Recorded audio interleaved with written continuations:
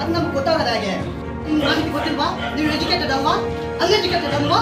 ಆಸ್ಪತ್ರೆ ಮೀಟಿಂಗ್ ಎರಡು ಮೀಟಿಂಗ್ 2 ವರ್ಷಕ್ಕಿದೆ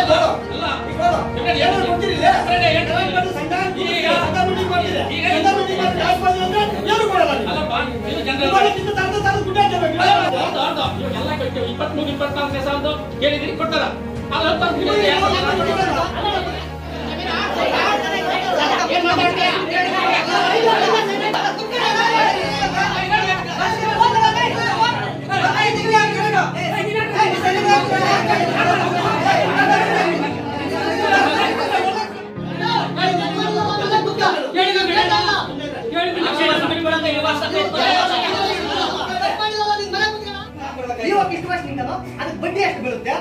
ಅದ ಬೆಲೆ ಏನು? ಒಂದು ಕೊಡಿ, ಅದು ಬಡ್ಡಿ ಹಾಕೊಡ್ತಾರ. ಬೇಕಾದಂಗೆಲ್ಲ ನೀವು ಕಂಪ್ನಿ ನಿಮ್ದೇ ಮಾಡ್ಕೊಂಡ್ಬಿಟ್ಟು ಇದು ಜವಾಬ್ದಾರಿ ಆಗ ಸರ್. ಅವ್ರ ಕ್ರಯ ಆಗಿದೆ ಜಮೀನು ಅಂತ ಹೇಳ್ಬಿಟ್ಟು ಹೇಳ್ತಾ ಇದ್ದಾರೆ. ನಿಮ್ಗೆ ಕ್ರಯ ಆಗಿದೆಯಾ ಡೈರಿಗ? ಅದು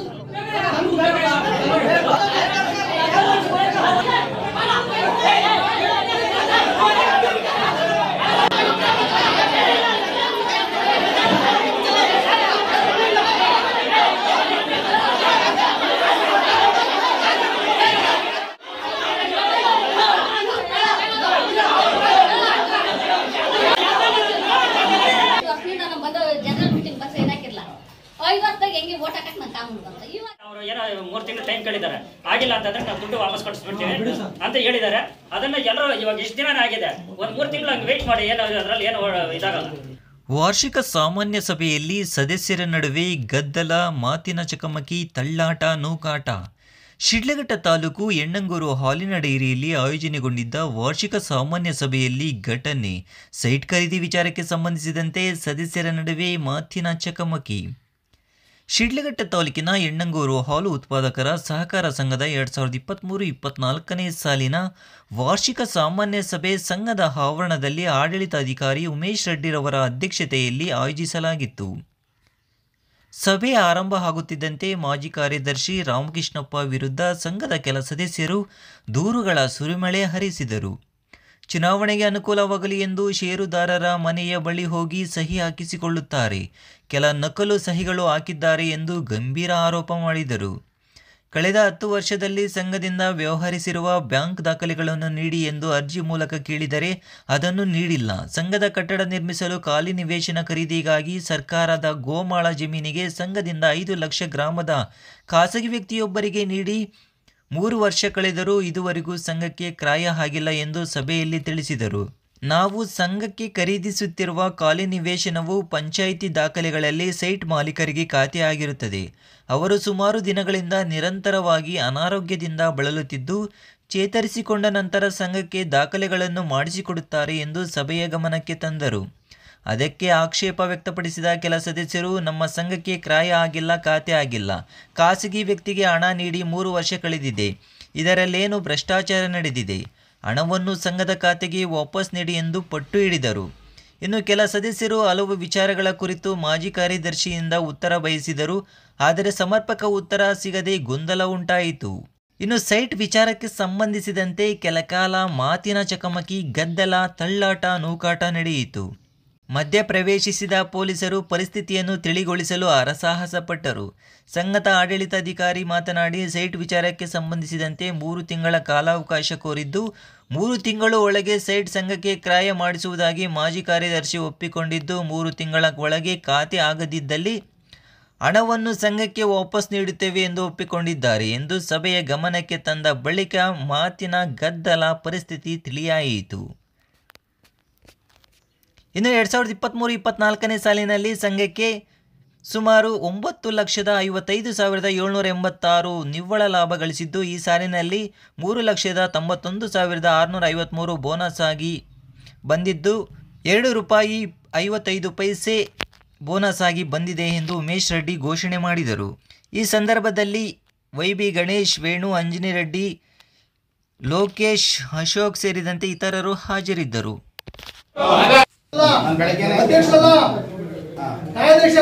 ನಾವು ಸಾರ್ವಜನಿಕರು ಹಾಳಾಗಿರೋದು 1 ಲೀಟರ್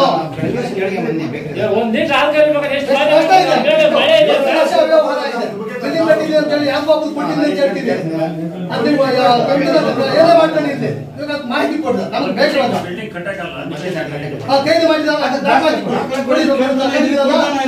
ಮೇಲೆ ನೀವು ದುಡ್ಡು ಕೊಡ್ತಾರೆ ದುಡ್ಡು ಕೊಟ್ಟಿದ್ದೀರಿ ದುಡ್ಡು ಕೊಟ್ಟ ಮೇಲೆ ನಾವು ದಾಖಲಾತಿ ಕೊಡಿ ವರ್ಷ ಆಗಿದೆ ಸರ್ ಅದು ಮೊದಲೆಲ್ಲ ಹೊಡ್ಸಿದ್ರು ಎಷ್ಟು ದೊಡ್ಡದು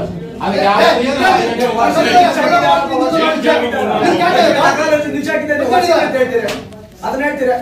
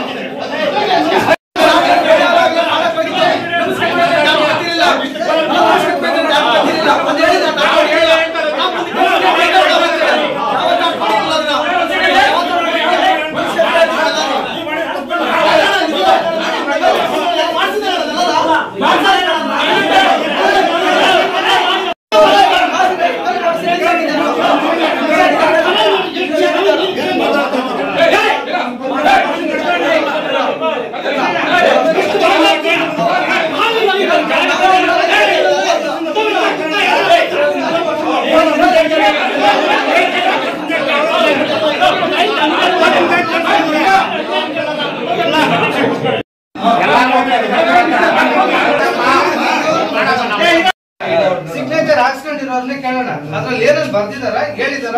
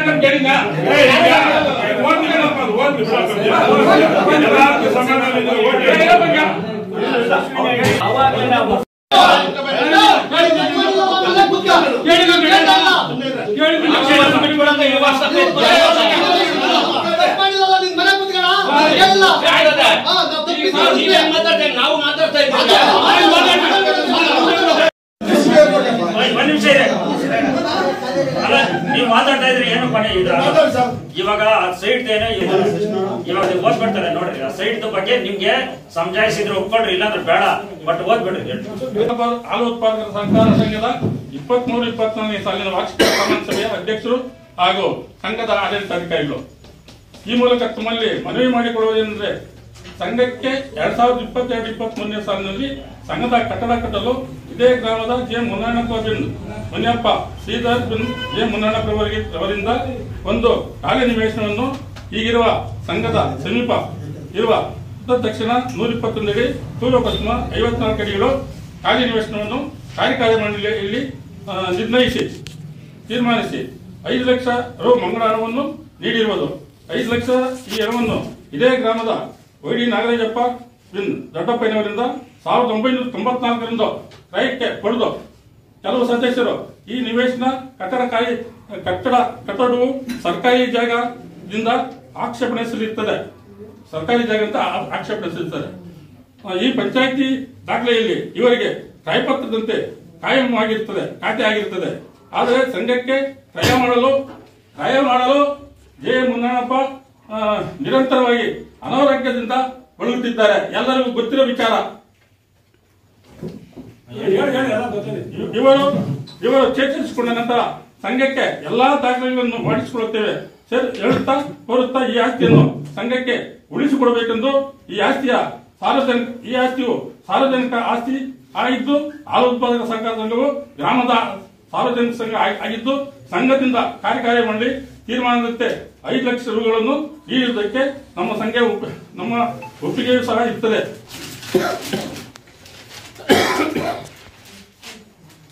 ಈ ಆಸ್ತಿಯನ್ನು ಮುಖ್ಯ ರಸ್ತೆಗೆ ಇರುತ್ತದೆ. ಯಾವುದೇ ಕಾರಣಕ್ಕೆ ಈ ಆಸ್ತಿಯನ್ನು ಸಂಘಕ್ಕೆ ಆಸ್ತಿಯಾಗಿ ಮಾಡಿಕೊಡಬೇಕೆಂದು ವಿನಂತಿಸುತ್ತೇವೆ. ಅಷ್ಟೇ, ಇನ್ನೇನಿಲ್ಲ. ಪಬ್ಲಿಕ್ ಪ್ರಾಪರ್ಟಿ ದುಡ್ಡು ಯಾಕೆ ಸರ್ ಕಟ್ಟಬೇಕು ಬೇರೆಯಿಂದ? ಪಬ್ಲಿಕ್ ಅಲ್ಲ, ಅವರಿಗೆ ಆಗಿದೆ ನೋಡಿ ಸರ್,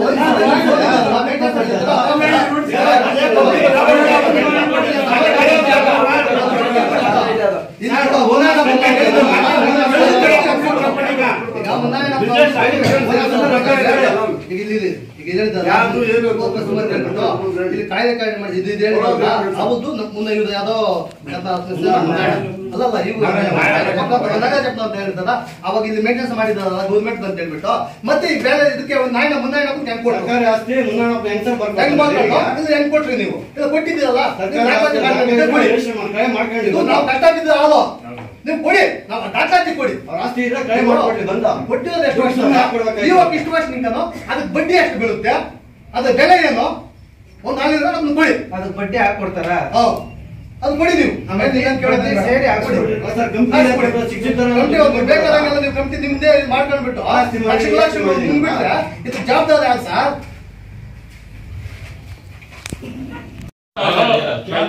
ಅದನ್ನು ರಿಜಿಸ್ಟರ್ ಮಾಡ್ಕೊಳ್ಳೋದಕ್ಕೆ ಅವರು 22 ವರ್ಷದಿಂದ ನಿರಂತರವಾಗಿ ಎಲ್ಲ ಅವರು ಅನಾರೋಗ್ಯದಿಂದ ಇರಲಿ, ಬಟ್ ಡಾಕ್ಯುಮೆಂಟ್ಸ್ ಕೊಟ್ಟಿದ್ರು. ಕೇಳಿದ್ರು ನಮ್ಮಲ್ಲಿ ಏನ್ ಆಗ್ತದೆ ಅದು ಕೊಟ್ಟಿದ್ರು ಸರ್. ಡಾಕ್ಯುಮೆಂಟ್ ಹಾಕಿರೋದು ಕೊಟ್ಟಿದ್ರೆ, ಅವ್ರು ಕೈ ಆಗಿರೋದು ಕೊಟ್ಟಿದ್ರೆ, ಸೇಲ್ ಡೀಡ್ ಹಾಕಿರೋದು ಕೊಟ್ಟಿರೋದು, ಪಂಚಾಯತ್ 996 ಅದು ಕೊಟ್ಟಿದೆ. ಇವಾಗ ಪರ್ಮಿಷನ್ ತಗೊಂಡಿದ್ದೀರಾ?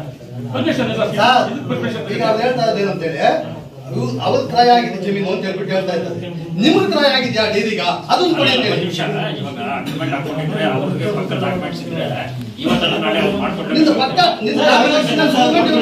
ಪಾನಿ ಕೊಡ್ತಾ ಇದ್ದೀರಿ, ಪಾನಿ ಕೊಡ್ತಾ ಇದ್ದೀರಿ. ಸರ್, ಈಗ 10 ಲಕ್ಷ ತೆಗಿಬೇಕಾದ್ರೆ ಪರ್ಮಿಷನ್ ತಗೊಂಡಿದ್ದಾರ? ಇಲ್ಲ, ಅದು ಅಬ್ಜೆಕ್ಷನ್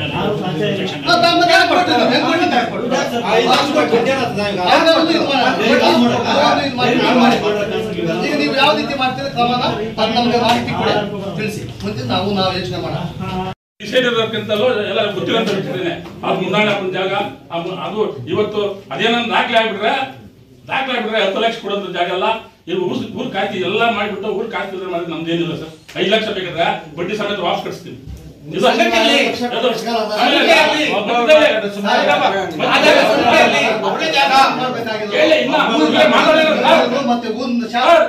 MLA ಮತ್ತೆ DC ಮತ್ತೆ ಅವ್ರ ಊರ್ ಸದನವನ್ನ ಈ ತರ ಊರಿಗೆ ಬೇಕಂತ ಹೇಳ್ಬಿಟ್ಟು ನೀವು ಮಾಡಿಸ್ಬೇಕಾಗಿತ್ತು. ನಿನಗೇನು ದುಡ್ಡು ಕೊಡ್ಬೇಕಾಗಿತ್ತು? ನಿನಗೇನು ದುಡ್ಡು ಕೊಡ್ಬೇಕಾಗಿತ್ತು? ಗೌರ್ಮೆಂಟ್ ಜಾಗ ನಿನ್ಗೆ ದುಡ್ಡು ಕೊಡ್ಬೇಕಾಗಿತ್ತು?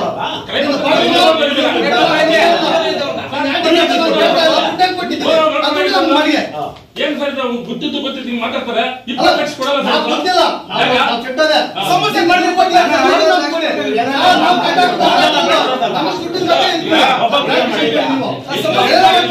ಅದು ಮುಂದಾಣಪ್ಪನ ಜಾಗ.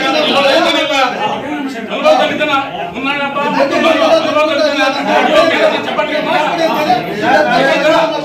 ಒಕ್ಕಲಿಸ್ಬೇಕು, ಕೊಟ್ಬಿಡ್ತು. ನಾವು ದುಡ್ಡು ಕೊಡ್ಬೇಕಾದ್ರೆ ಅಕೌಂಟ್ ಮಾಡಿರೋದು ಮಾಡಿಲ್ಲ. ಯಾಕಂದ್ರೆ ಜನಕ್ಕೆ ಗೊತ್ತಿರೋದು ಸಂಘ ಜಾಸ್ತಿ ಉಳಿಸ್ರೆ ಏನ್ ಈ ನಿಧಿ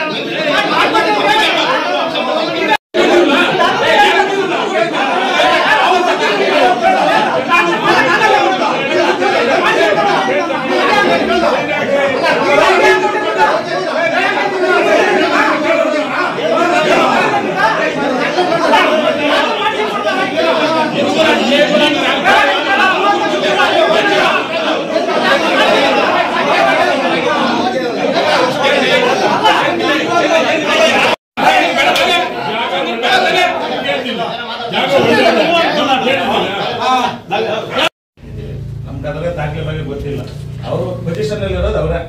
ಅವ್ರ ಕಡೆಯಿಂದ ನಾಗರಾಜಪ್ಪನ ಕಡೆಯಿಂದ ಮುನ್ನಣ್ಣಪ್ಪ ಮಾಡ್ಕೊಂಡಿರೋದು ಅಂತ ಒಂದು ವಿಚಾರ ಗೊತ್ತು. ಸುಮಾರು ವರ್ಷಗಳಿಂದ ಮುನ್ನಣ್ಣಪ್ಪನ ಇರೋದು, ಅದನ್ನ ಎಂಜಾಯ್ಮೆಂಟ್ ಇರೋದು ಗೊತ್ತಾಗ. ಇದೇ ಒಂದು ಮದುವೆ ಹೇಳಿದ್ರೆ ಹಿಂಗ್ ಮಾಡ್ತಾ ಇದ್ರು ಡೈರಿ ಅಂದ್ರೆ ಒಳ್ಳೆ ಕೆಲಸ ಮಾಡ್ರಪ್ಪ ಬೇಡ ಅಂತ ಹೇಳಿಲ್ಲ, ಮಾಡ್ರಿ ಒಳ್ಳೆ ಒಳ್ಳೆ ಆಸ್ತಿ ಅದು ಮಾಡ್ರಿ ಅಂತ ಹೇಳಿ ಇಷ್ಟು ವಿಚಾರ ನಮ್ಗೆ ಗೊತ್ತಿದೆ. ಈಗ ಇದ್ರ ಹಿನ್ನೆಲೆ ಏನಾಗಿದೋ ಅದನ್ನ ಎಲ್ರಿಗೂ ಗೊತ್ತಿರೋ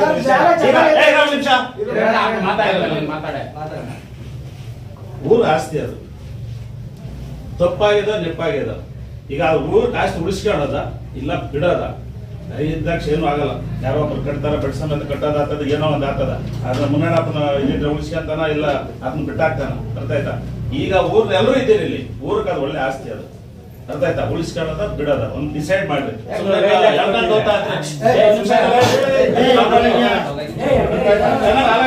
ಬೆಲೆ ಆಸ್ತಿನ ಅದು. ಈಗ ಏನೋ 8 ಲಕ್ಷ ವ್ಯಾಪಾರ ಮಾಡಿದೀವಿ ಅಂತ ಹೇಳ್ತಾರೆ. ಪಾಪ ಅದ್ ಮಾರ್ಬಿಟ್ಟು ಅಲ್ಲಿ ಮನೆನೂ ಕಟ್ಕೊಂಬಿಟ್ಟಿದ್ದಾನೆ. ಅರ್ಥ ಆಯ್ತಾ? ಇಷ್ಟು ಮಾತ್ರಕ್ಕಿದೆ. ಊರಲ್ಲಿ ಆಲೋಚನೆ ಮಾಡ್ರಿ. ಉಳಿಸ್ಕೊಳವ ಇಲ್ಲ ಅಂದ್ರೆ ಬಿಟ್ಟಾಕವ ಅಷ್ಟೇ. ಸುಮ್ಮನೆ ಯಾಕೆ ಹೇಳ್ಕೊಂಡು ಹೋಗಿ ಜಗಳ ಮಾಡ್ಕೊಂಡು ಹೋಗೋದು ಯಾಕ? ಅಷ್ಟೇ ನಾವು ಕೇಳೋಣ. ಇನ್ಯಾವ್ದು ಕತೆ ಅದಕ್ಕೆ ಅದು ಬೇಕಾದ್ರೆ ಯಾವ್ದು ಬೇಕಾದ್ರೆ ಬಂತಂದ್ರೆ ಇದೆಲ್ಲ ಹೋಗಿ ಬೇಕಾದ್ರೆ ಊರಲ್ಲಿ ಇದು ಮಾಡ್ಬಿಟ್ಟು ಮಾಡ್ಲಿ. ಗೌರ್ಮೆಂಟ್ ಇಂದ ಮಾಡಿಸ್ಕೊಳ್ಳಿ, ಫ್ರೀಯಾಗಿ ಮಾಡಿಸ್ಕೊಳ್ಳಿ. ನಿನ್ಗೆ ಅದು ನಮ್ ದುಡ್ಡು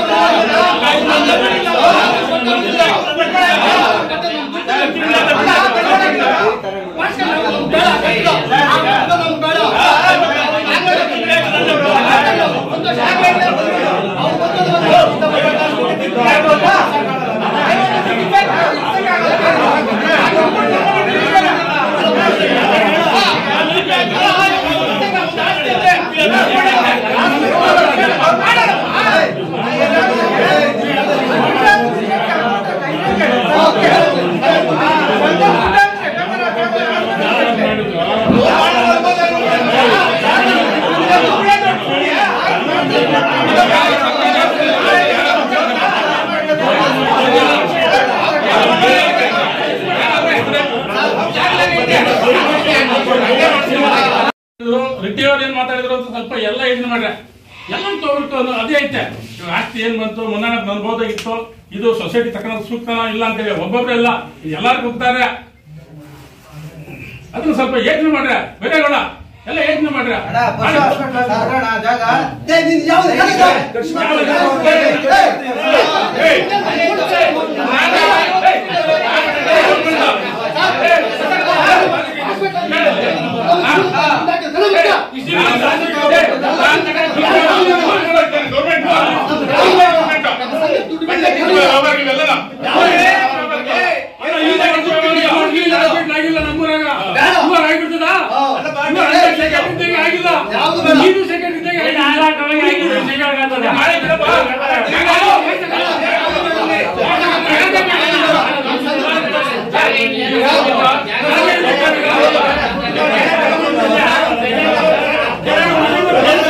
ಮತ್ತೆ ಯಾವ ನಾವು ತಕಲ ಹೋಗಿ ಅದು ನಿಂತೋಯ್ತಂದ್ರೆ ಅದಕ್ಕೆ 2 ಲಕ್ಷ ಕೊಟ್ಕೊಡ್ಬೋದು. ಆಗುತ್ತಾ ಹೇಳಿ?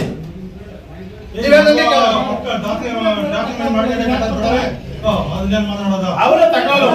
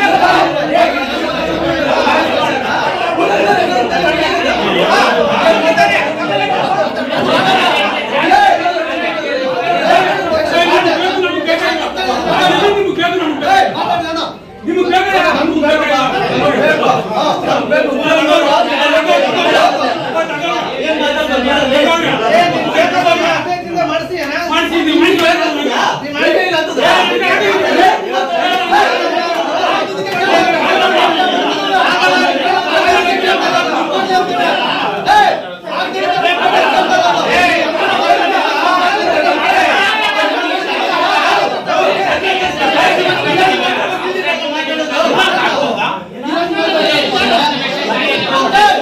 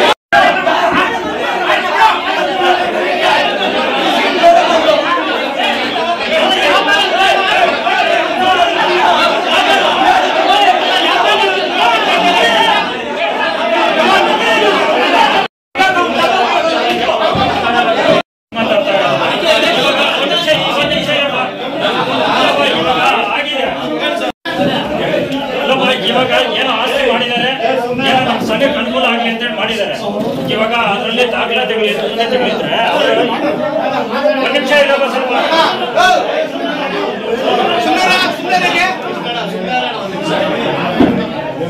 ಇವಾಗ ಅದ್ರ ಪಾಣಿಯಲ್ಲಿ ಬರ್ತಾ ಇದೆ ಸರ್ಕಾರಿ ಅಂತ ಬರ್ತಾ ಇದೆ ಅಂತ ಹೇಳಿ ಅವರ ತಹಸೀಲ್ದಾರ್ ಇದ್ರೆ ಮಾತಾಡಿದ್ದಾರೆ.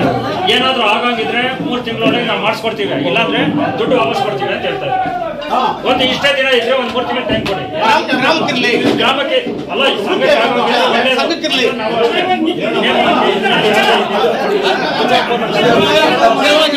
ಇವಾಗ ಹೇಳ್ತಾ ಇದೀವಲ್ಲ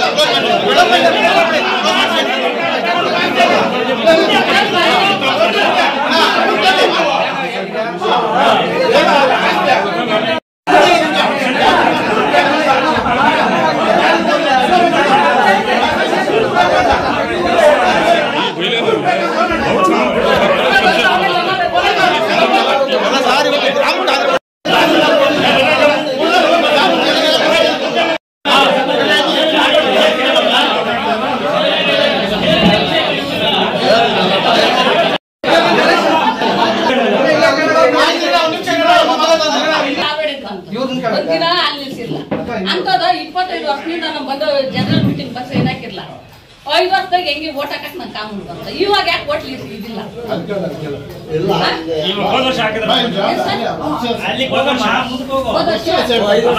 ಹಿಂದೆ ಈ ಕಾನೂನು ಇರಲಿಲ್ಲ. ಈ 5 ವರ್ಷದಿಂದ ಈಚೆಗೆ ಈ ಕಾನೂನು ಇರೋದು. ಈ 5 ವರ್ಷದಲ್ಲಿ ನೀವು 2 GPMಗೆ 2 ವರ್ಷ ನೀವು ಆಲ್ ಔಟ್ ಇಲ್ಲ ಅಂದ್ರೆ ಅದು ಒಂದ್ ದಿವಸ ನಿಲ್ಸಿಲ್ಲ. GPM ಅಟೆಂಡ್ ಆಗಿಲ್ಲ. ಅಲ್ಲಮ್ಮ, ನಿಮ್ಮ ಹೆಸರಲ್ಲಿ ಆಲ್ರೆಡಿ ಯಜಮಾನರು ಬಂದು ಅಟೆಂಡ್ ಆದ್ರೆ ಹಂಗಾಗಲ್ಲ.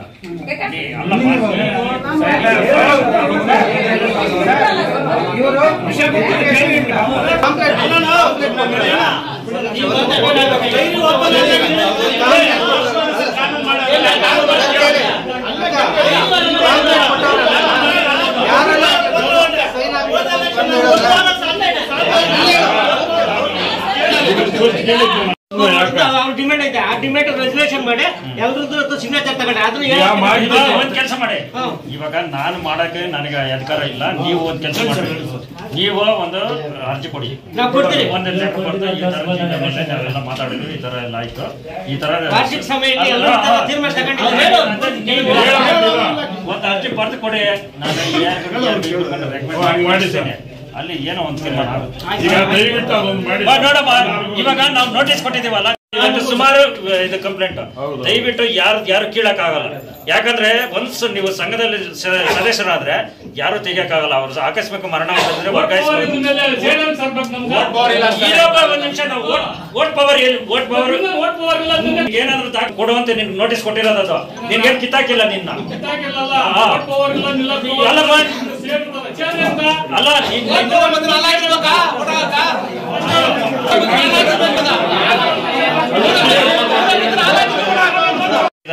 ಅವ್ರ ಹತ್ರ ಎಲ್ಲ ಅವ್ರು ಏನೇನು ಅವರು ನಮ್ಗೆ ಮಾಹಿತಿಗಳು ಕೊಡ್ತಾರೋ ಆ ತರ ನಾವು ನಡ್ಕೊಂಡು ಹೋಗ್ಬೇಕಾಗುತ್ತೆ. ನಾವು ಎಲ್ಲ ಇಲ್ಲೇ ಕೊಡಿ ಅಂದ್ರೆ ನಾವು ಕೊಡಕ್ ಬರಲ್ಲ. ಯಾಕಂದ್ರೆ ಮೇಲಾಧಿಕಾರಿಗಳು ಸುಮಾರು ನಮ್ಗಿದ್ದಾರೆ. ಅವರೆಲ್ಲ ಹಿಂಗ್ ಮಾಡ್ರಪ್ಪ ಅಂತಂದ್ರೆ ನಾವು ಮಾಡಕ್ ಆಗುತ್ತೆ. ಈಗ ಕಳ್ಸಿತ್ತಲ್ಲ ಸರ್, ಅದಕ್ಕೆ ಮತ್ತೆ ಯಾಕೆ ನೀವು ಕೊಟ್ಟಿಲ್ಲ? ನಾವು ದಾಖಲಾತಿ ಕೇಳಿದ್ದಕ್ಕ ಯಾವಾಗ ನೀವು ಓದಿದ್ದಲ್ಲ, ಅದಕ್ಕೆ ದಾಖಲಾತಿ ಕೊಡಿ ಅಂತ ಹೇಳಿ ಕೇಳಿದ್ದಲ್ಲ, ಯಾಕೆ ಇದು ಮಾಡಿಲ್ಲ? ಯಾಕೆ ಕೊಡ್ಲಿಲ್ಲ ಅಂತ ಕಳ್ಸಿದ್ದಲ್ಲ ಇವಾಗ. ಎಲ್ಲಿ ಕಳ್ಸಿದ್ರೆ? ಯಾವ್ದು ಕಳ್ಸಿದ್ರೆ? ಅದೇ ಸರ್, ಈಗ ಫಸ್ಟ್ ನಿಮ್ಗೆ ಕೊಟ್ರಲ್ಲ, ನೀವು ಕೇಳಿದಲ್ಲ ಇವಾಗ ದಾಖಲಾತಿಗೆ. ಈಗ ಅಲ್ಲ, ನೀವು ಹೋಗಿದ್ದೀರಾ ನೋಡೋಣ ಮುಂದೆ. ಇವಾಗ ಈ ಜನರಲ್ ಬಾಡಿ ಮೀಟಿಂಗ್ ಮಾತ್ರ ಇದು ಮಾಡಿ ನೀವು ಬಿಟ್ಟಿದ್ದ ವಿಷಯ. ಇವಾಗ ನಾವು ಹೇಳಿದ್ವಿ ಇದು ಸೂಕ್ತವಾಗಿ ಇದ್ರೆ ನೀವು ಮಾಡ್ಕೊಂಡ್ರೆ, ಇಲ್ಲಾಂದ್ರೆ ನಿಮ್ಮ ಇದು, ಇಲ್ಲಾಂದ್ರೆ ಅವರು ಏನೋ 3 ತಿಂಗಳು ಟೈಮ್ ಕೇಳಿದ್ದಾರೆ, ಆಗಿಲ್ಲ ಅಂತಂದ್ರೆ ನಾವು ದುಡ್ಡು ವಾಪಸ್ ಕೊಡಿಸ್ಬಿಡ್ತೀವಿ ಅಂತ ಹೇಳಿದ್ದಾರೆ. ಅದನ್ನ ಎಲ್ಲರೂ ಇವಾಗ ಇಷ್ಟು ದಿನ ಆಗಿದೆ, 1-3 ತಿಂಗಳು ಹಂಗೆ ವೇಟ್ ಮಾಡಿ, ಏನೋ ಅದ್ರಲ್ಲಿ ಏನು ಇದಾಗಲ್ಲ. ಅದು ಸ್ವಲ್ಪ ತಾಳ್ಮೆಯಿಂದ ಮಾಡ್ಕೊಡ್ರಿ. ಯಾಕಂದ್ರೆ ನಿಮ್ಮೂರ್ಗೆ ಆಗೋಂಥ ಆಸ್ತಿ, ಈ ಸಂಘಕ್ಕೆ ಆಗೋಂಥ ಆಸ್ತಿ, ಯಾವ್ದು ಆಸ್ತಿ ಎಲ್ರಿಗೂ ಇರೋಂಥದ್ದೇ. ಇವಾಗ ಸಂಘದಲ್ಲಿ ಯಾರು ಶೇರ್ ಇರ್ತಾರೋ ಎಲ್ರಿಗೂ ಆಗೋಂಥ ಆಸ್ತಿ ಅದು.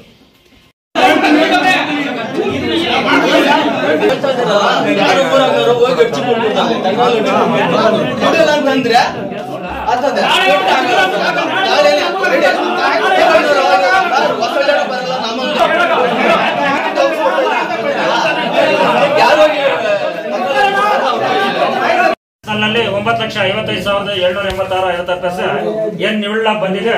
ಇದರಲ್ಲಿ ಬೈಲಾ ಪ್ರಕಾರ ಲಾಭ ಹಂಚಿಕೆ ಮಾಡಿದಾಗ ಆಪತ್ತನ್ನ ನಿಧಿ 2,38,946.64 ಪೈಸೆ, ಸಹಕಾರ ಶಿಕ್ಷಣ ನಿಧಿ 14,336.80 ಪೈಸೆ, ಶೇರ್ ಡಿವಿಡೆಂಡ್ 4,381 ರೂಪಾಯಿ, ಕಟ್ಟಡ ನಿಧಿ 95,578.66 ಪೈಸೆ. ಇನ್ನು ಉಳಿಕೆಯಲ್ಲಿ ಉತ್ಪಾದಕರ ಬೋನಸ್ 3,91,653.25 ಪೈಸೆ, ದಾನ ಧರ್ಮ ನಿಧಿ 60,254.35 ಪೈಸೆ, ರಾಸಾಭಿವೃದ್ಧಿ ನಿಧಿ 30,127 ರೂಪಾಯಿ 17 ಪೈಸೆ, ಸಿಬ್ಬಂದಿ ಬೋನಸ್ 60,254.35 ಪೈಸೆ, ನೌಕರರು ಮತ್ತು ಸದಸ್ಯರ ವಿಮೆ 30,127.17 ಪೈಸೆ, ಸಹಕಾರ ಅಭಿವೃದ್ಧಿ 30,122 ರೂಪಾಯಿ 17 ಪೈಸೆ. ಈ ತರ ಲಾಭ ಹಂಚಿಕೆ ಮಾಡಿದಾಗ ಈ 2023 ಮತ್ತು 24ನೇ ಸಾಲಿನಲ್ಲಿ ನಿಮಗೆ 3,91,653 ರೂಪಾಯಿ 25 ಪೈಸೆ ಬೋನಸ್ ಆಗಿ ವಾಪಸ್ ಕೊಡಬೇಕಾಗುತ್ತೆ. ನೀವು 100 ರೂಪಾಯಿಗೆ ಹಾಲು ಹಾಕಿದ್ರೆ 2 ರೂಪಾಯಿ 55 ಪೈಸೆ ಬಂದಿದೆ ಈ ವರ್ಷದಲ್ಲಿ ಬೋನಸ್. 2023 ಮತ್ತು 24ನೇ ಸಾಲಿನ ನಿವ್ವಳ ಲಾಭ ಹಂಚಿಕೆ. ಇನ್ನ ನಿಮ್ದು 2024 ಮತ್ತು 25ನೇ ಸಾಲಿಗೆ ಅಂದಾಜು ಬಜೆಟ್ ಇಂದ ಇಷ್ಟು ಅಂದಾಜು ಆಗ್ಬೋದು ಅಂತ ಸಂಘದಲ್ಲಿ ತಮ್ಮ ಮುಂದೆ ಮಂಡಿಸ್ತಾ ಇದ್ದೀವಿ. ಸಿಬ್ಬಂದಿ ವೇತನ 3,51,000 ರೂಪಾಯಿ, ಪ್ರಯಾಣ ಭತ್ಯೆ 6,000 ರೂಪಾಯಿ, ಸ್ಟೇಷನರಿ 7,000 ರೂಪಾಯಿ, ಬೆರಡಚ್ಚು 6,000 ರೂಪಾಯಿ, ಮುದ್ರಣ 2,000 ರೂಪಾಯಿ, ಬ್ಯಾಂಕ್ ಖರ್ಚು 1,000 ರೂಪಾಯಿ, ವಿದ್ಯುತ್ ವೆಚ್ಚ 6,000 ರೂಪಾಯಿ, ಮಹಾಸಭೆ ವೆಚ್ಚ 35,000 ರೂಪಾಯಿ, ಆಯುಧ ಪೂಜೆ ವೆಚ್ಚ 5,000 ರೂಪಾಯಿ, ಸಿಬ್ಬಂದಿ ಸಂವತ್ಸರ 12,000 ರೂಪಾಯಿ, ಇತರೆ 10,000 ರೂಪಾಯಿ, ಪಶುಹಾರ ಪರವಾನಗಿ ಬಾಬತ್ತು 550 ರೂಪಾಯಿ, ತೂಕದ ಯಂತ್ರ ಸ್ಟಾಂಪಿಂಗ್ 1,500 ರೂಪಾಯಿ. ಒಟ್ಟು 4,43,050 ರೂಪಾಯಿ ಅಷ್ಟು ಅಂದಾಜು ಖರ್ಚಾಗ್ಬೋದು ಅಂತ ಹೇಳಿ ತಮ್ಮ ಮುಂದೆ ಮಂಡಿಸಿದ್ದೇವೆ. 2023 ಮತ್ತು 24ನೇ ಸಾಲಿನಲ್ಲಿ 4,86,652 ರೂಪಾಯಿ 85 ಪೈಸೆ ಅಷ್ಟು ಖರ್ಚಾಗಿತ್ತು. ಇನ್ನೂ ಒಂದು 43,000 ಕಡಿಮೆ ಆಗ್ಬೋದು ಅಂತೇಳಿ ಈ ಸತಿ ಅಂದಾಜು ಬಜೆಟ್ ಮಂಡಿಸಿದ್ವಿ. ಇಷ್ಟು ನಿಮ್ಮದು 2023 ಮತ್ತು 24ನೇ ಸಾಲಿನ ವಾರ್ಷಿಕ ಸಭೆಯ ಜಮಾ ಖರ್ಚು ತಕ್ತೆಗಳ ಬಗ್ಗೆ ತಮಗೆ ಮಂಡಿಸಿದ್ದೀವಿ. ಆಸ್ತಿ ಜವಾಬ್ದಾರಿ ತಕ್ತೆಗಳ ಬಗ್ಗೆ ಹೇಳಿದ್ದೇನೆ ಮತ್ತು ನಿವ್ವಳ ಲಾಭ ಹಂಚಿಕೆ ಹೇಳಿದ್ದೇನೆ ಮತ್ತು ಅಂದಾಜು ಬಜೆಟ್ ತಮ್ಮ ಮುಂದೆ ಇಡಿಸಿದ್ದೀನಿ. ಇನ್ನು ಇದು KJB ಗ್ರಾಮೀಣ ಬ್ಯಾಂಕಲ್ಲಿ ಇದರಲ್ಲಿ ಹೊಸಪೇಟೆ ಬ್ರಾಂಚಲ್ಲಿ ಇರೋದು 46,12,441 ರೂಪಾಯಿ 75 ಪೈಸೆ ಅಷ್ಟು ನಿಮ್ಮದು ಮಾರ್ಚ್ ಎಂಡ್ಗೆ ಬಾಕಿ ಇತ್ತು. ಇನ್ನು ಇದು ಕೋಲಾರ ಮತ್ತು ಚಿಕ್ಕಬಳ್ಳಾಪುರ ಹಾಲು ಒಕ್ಕೂಟದಲ್ಲಿ ಶೇರುಗಳು 16,61,009 ರೂಪಾಯಿ ಅಷ್ಟು ಒಕ್ಕೂಟದಲ್ಲಿ ಶೇರ್ ಇದೆ ಮತ್ತು SFCS ಬ್ಯಾಂಕಲ್ಲಿ 15 ಲಕ್ಷ ರೂಪಾಯಿ ಅಷ್ಟು ಠೇವಣಿ ಇದೆ. ಮತ್ತು ಜಿಲ್ಲಾ ಸಹಕಾರಿ ಯೂನಿಯನ್ ಸದಸ್ಯತ್ವ 3,000 ರೂಪಾಯಿ, ಕಿಸಾನ್ ವಿಕಾಸ್ ಪತ್ರ ಹಿಂದಿನಂತೆ 1,500 ರೂಪಾಯಿ ಮತ್ತು ದೂರವಾಣಿ ಠೇವಣಿ 620 ರೂಪಾಯಿ ಮತ್ತು ವಿದ್ಯುತ್ ಠೇವಣಿ 25,000 ರೂಪಾಯಿ.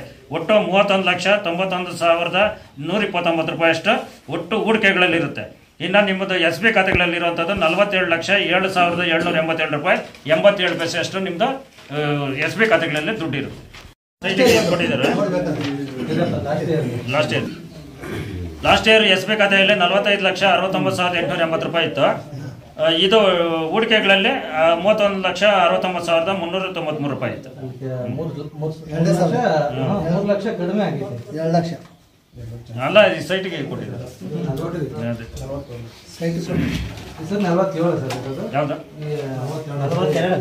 45 ವರ್ಷ ಇದ್ದಿದ್ದು ಈ ಸರ್ತಿ 47 ಲಕ್ಷ ಇದೆ. 2 ಲಕ್ಷ ಜಾಸ್ತಿ.